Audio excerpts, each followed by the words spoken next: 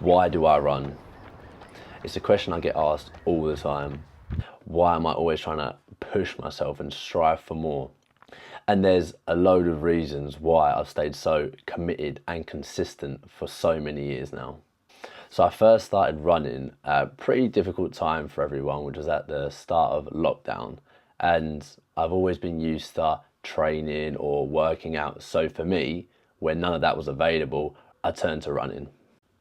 So I've been running for the past 4 years now, and that's generally 3 runs a week. And the reason why I've stayed so consistent and so committed to that is because of the spillover that I've seen and the advantages it has in other areas of my life. I would say I've built this fault-like process where I tackle events and activities and make sure I tick the boxes regardless of whether I feel like it or not. And I would say running has definitely helped contribute to that mindset. It can be cold outside, it can be wet, you could be aching from a previous workout, but it doesn't matter. It could be that or 10 other reasons, but regardless of how you feel, you have to go out there and do it. And this is where I think running really has not just that physical impact, but that psychological impact as well. You're constantly callousing the mind over times as you're doing things that you don't want to do, because ultimately it doesn't matter how you feel. If you need to do something, then you need to get it done and you need to stick to the plan. And I would definitely say this approach that I've built to doing things, no matter what area it is in my life, it has definitely stemmed from this consistent approach that I've developed to running over time. And let's get it right, sometimes it sucks. I mean, I go out for a 10K run in the rain and the cold, and I'm definitely not enjoying it.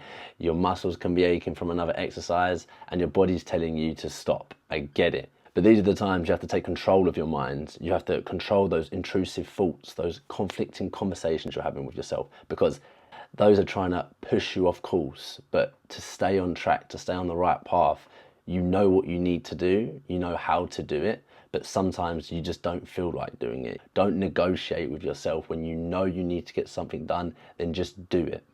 And it's that exact reason why running isn't just physical. And I think the further the distance you're running, especially, the more mental it can become. But you know nobody's watching. You can easily turn around and go home. But there is someone who will know, and that's you. Because if you do, then there will be that constant reminder you gave up. And that's a small infiltration in your mind and something that you can't let happen. So you need to consistently grind your way through it. And over time, you're now going to get comfortable in these uncomfortable situations because you've placed yourself there so many times before. And quitting and giving up are going to fall out of your vocabulary because you know you don't give up and you get done what needs to get done regardless of the situation.